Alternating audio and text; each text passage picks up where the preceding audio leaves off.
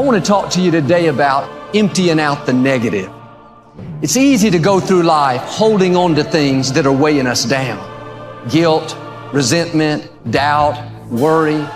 The problem is when we allow these things in, they're taking up space for the good things that should be there.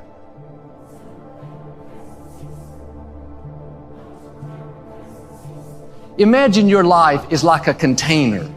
You were created to be filled with joy, peace, confidence, creativity. But if you allow worry in, it pushes out the peace. There's not space for both. You can't go above 100%. You have a limited amount of room. If you allow guilt to take up space, that's space that you don't have for the confidence you need. And the reason some people don't enjoy their lives is because their container, their heart is contaminated with so many things. They have 10% worried, stressed out over their job, 12% bitterness, mad at their neighbor, 20% guilt, beating themselves up for past mistakes, 9% jealousy, their coworker is more beautiful. They don't realize 70% of their container is negative. They wonder why they don't have joy, creativity, passion. They only have room for 30% of what they should have. Give no place to the enemy. It's not just talking about forces of darkness. That means give no place to guilt. Give no place to worry. Give no place to bitterness. It can't come in and automatically take over.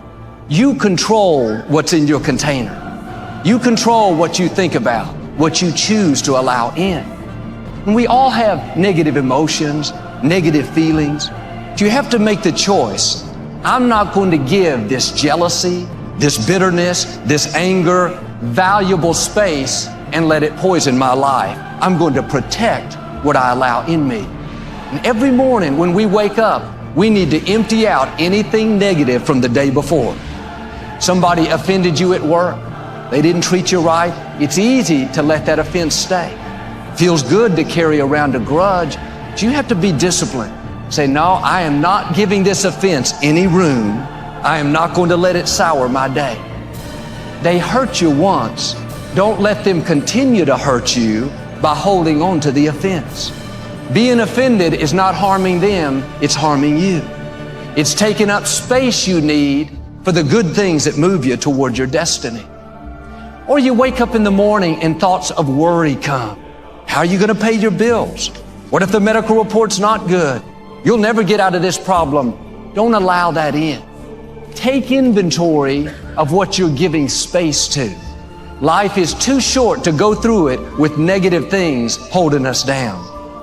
Now, I've learned if you'll empty out the negative, if you'll make room, God will fill you with good things. You empty out the worry, God will fill you with peace. You empty out the insecurity, negative things people have said about you, God will fill you with confidence. My question today is God trying to fill you with good things, but there's no room? Your container is full of worry, regret, bitterness, jealousy. Why don't you start emptying that out? Somebody did you wrong. You could hold on to that bitterness. Instead, God, I forgive them. I let it go. You didn't just forgive, you made room for God to fill you with good things. That's when He'll give you beauty for ashes, joy for mourning. You're in a tough season. The medical report wasn't good. You should be stressed, worried. Instead, God, I trust you. You said you would restore health back into me. You just made room.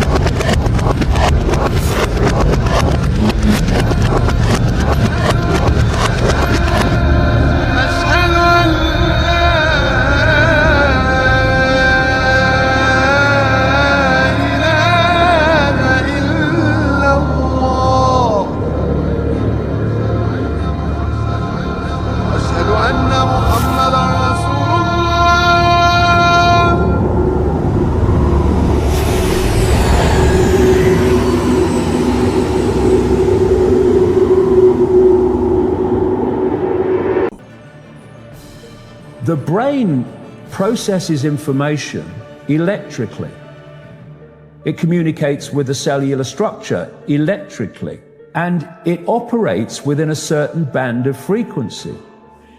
If you can broadcast frequencies carrying information, this technology has long been known, carrying information and perceptions within the frequency that the brain decodes information, the brain will decode those frequencies and will have those perceptions. You can externally influence people's perceptions externally by broadcasting these frequencies that we interact with, because we are antenna.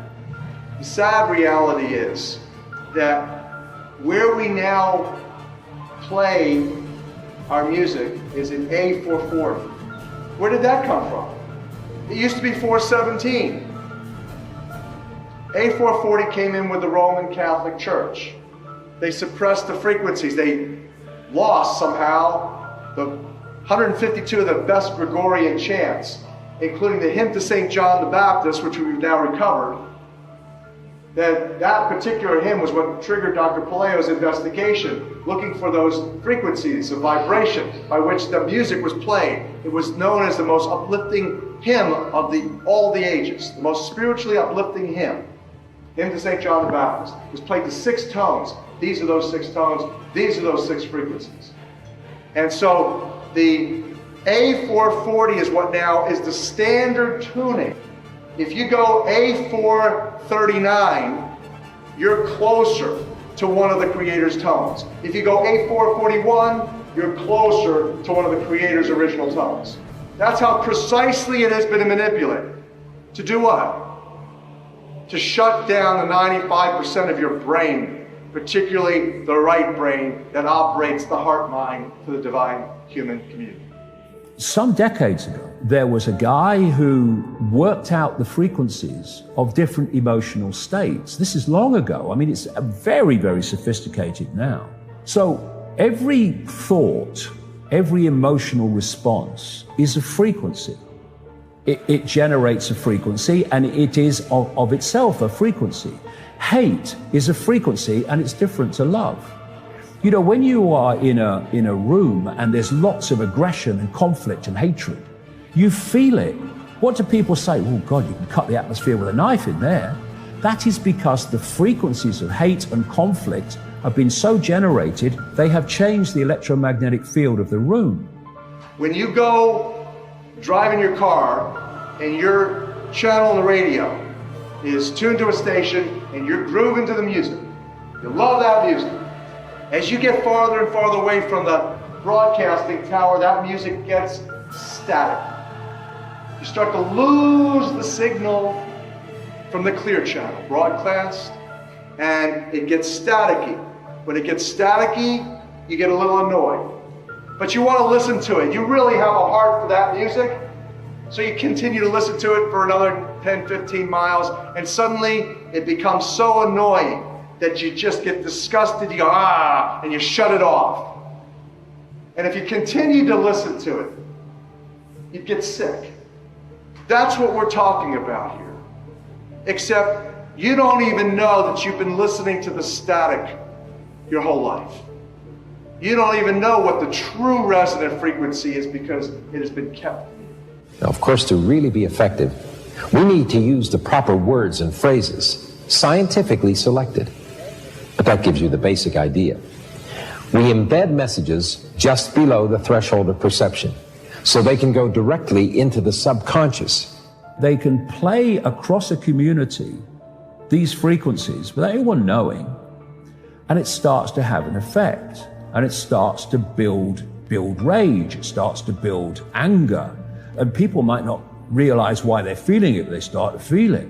And then what they do is they trigger that with an event. Maybe some guy is attacked by the police or something, or somebody's arrested for something they didn't commit, and now there's the trigger. The blue touch paper's been lit of this manufactured frequency-driven rage, and you have mass riots and what have you, and people do things that they wouldn't normally do. So in other words, the master composer master conductor of the Universal Orchestra, is singing love songs in 5/8, uplifting everything simultaneously. And we're the only species out of tune and accepting static for the clear channel. Do you know that the American military, they've admitted this. They have technology that fires frequencies at the enemy that basically breaks the enemy's spirit so they give up and put their weapons down. This is the technology we're dealing with.